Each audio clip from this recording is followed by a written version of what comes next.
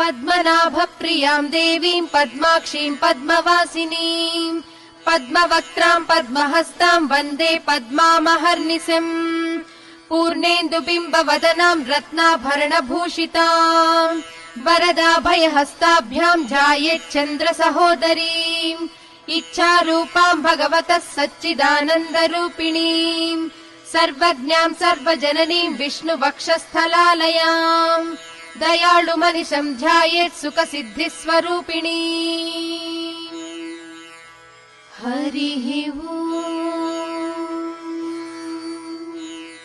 नित्यागतानन्त नित्यानन्दिनी जनरञ्जनी नित्यप्रकाशिनी चैव स्वप्रकाशस्वरूपिणी महालक्ष्मीर्महाकाली महाकन्या सरस्वती भोगवैभव सन्धात्री भक्तानुग्रहकारी।